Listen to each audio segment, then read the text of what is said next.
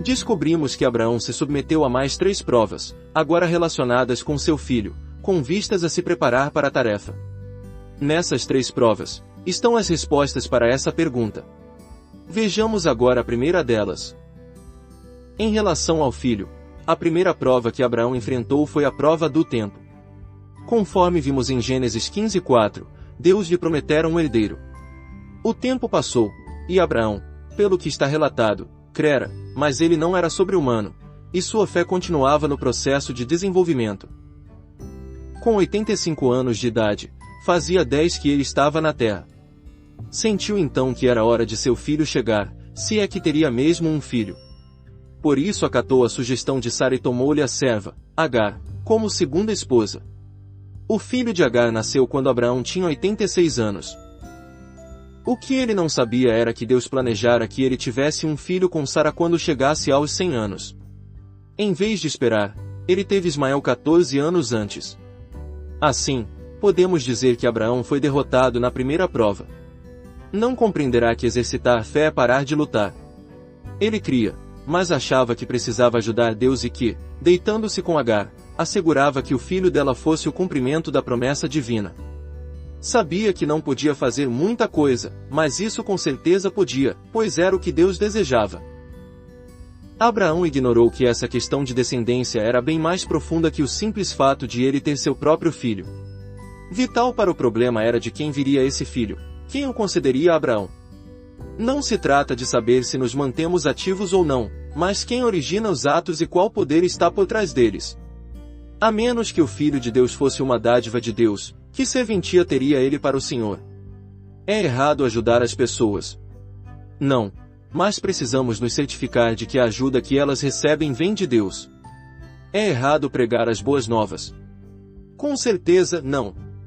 Mas a questão é, quem o está fazendo? A palavra pregada é a palavra de Deus.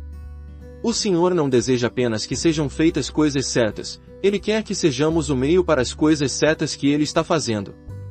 A fonte da ação, não só a atividade em si, é o que importa.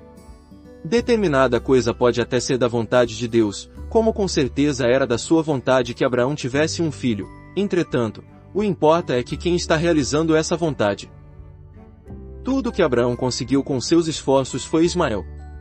Claro, os planos eram que ele fosse pai, mas na essência isso queria dizer que ele haveria de descobrir o significado da palavra pai aprendendo a lição fundamental de que tudo vem de Deus como pai. Só assim ele próprio seria digno de desempenhar o papel de pai dos que creem. A fonte é tudo porque é ela que recebe o crédito. Recebo crédito pelo que faço, afinal, fui eu que fiz. Portanto, depois de prestar um serviço, por mais frutífero que ele seja, a pergunta maior não é quais são os resultados, mas, Senhor, quem fez isso? O Senhor ou eu? Não interessa a habilidade com que possamos tê-lo executado, não suscitaremos louvor, mas repreensão da parte de Deus. A pureza ou seu contrário em nosso trabalho depende de quanto de Deus e quanto de nós mesmos há nele. Se somos mesmo servos do Senhor, sabemos perfeitamente bem que não obtemos paz ou alegria alguma do que realizamos por meio de luta. Quando Ele nos coloca de lado com toda a calma, nós o louvamos porque o que foi feito é algo de que não tomamos parte alguma. A origem estava no próprio Deus. Receio que isso não seja algo popular de dizer. Pregue para atiçar os homens a evangelizarem mais, agirem mais, sacrificarem mais, e eles ouvirão e concordarão. Mas fale da inutilidade do nosso trabalho para Deus, mesmo quando bem realizado, não de maneira pecaminosa, e você se deparará com desaprovação e incompreensão. No entanto, essa é a questão central do servir. Se podemos levar Cristo para as pessoas de modo que sejamos vasos nas mãos de Deus para a restauração, isso depende de conseguirmos sair do meio do caminho para dar espaço para Ele. Nada o trabalho bem executado, o serviço, a pregação da palavra, até mesmo fazer a vontade dele consegue satisfazer o coração se formos nós a fonte dessas atividades. Só o que ele faz em e por meio de nós pode satisfazê-lo. Observemos a criança que molda bonequinhos de lama. Ela pode ter muita imaginação e produzir alguns modelos fáceis de reconhecer, mas dizemos, não são nada mais que lama. É só brincadeira de criança. Contudo, a diferença entre essa criança e nós é insignificante quando comparada com a diferença entre nós e Deus. Ele é Deus. Nós somos homens. Ele nos usa e se regozija em nos usar, como instrumentos, mas só isso. Ele nos usa. Em Gálatas, o apóstolo Paulo estabelece um paralelo interessante com essa passagem. Agar, diz ele, representa a lei. Os 10 mandamentos, claro, são 10 coisas que Deus requer. Em Abraão também encontramos um homem em busca de dar para Deus o que ele requer. Ele tomou a decisão de agradar a Deus. Contudo, quem assim o faz, de acordo com Paulo, coloca-se debaixo de maldição, Gálatas 3:10. Por conseguinte, o único efeito das boas obras de Abraão é Ismael nascer segundo a carne, Gálatas 4:29. Deus dissera que o filho seria de Sara. O filho da promessa era Isaque, Gálatas 4:28, uma obra da graça divina. E graça é Deus trabalhando, não eu. Quando Deus agiu, Isaque nasceu segundo o Espírito, versículo 29. Aos 86 anos, o vigor natural de Abraão continuava presente. Aos 100, seu corpo já estava como morto, Romanos 4:19. Não havia mais como ele ter um filho pelos meios naturais. Então Isaque chegou. Também precisamos nos considerar mortos antes de podermos acreditar plenamente no Deus que dá vida aos mortos. Ficou demonstrado para Abraão que ele não era o pai, a fonte, de coisa alguma. Deus espera até alcançarmos o fim de nós mesmos, e então Isaque vem. Um pouco da atmosfera de Gênesis 1 está presente aqui. Não há outro capítulo na Bíblia como esse. E Deus viu tudo o que havia feito, e tudo havia ficado muito bom, Gênesis 1:31. Com Isaque foi tudo uma questão de tempo do tempo de Deus.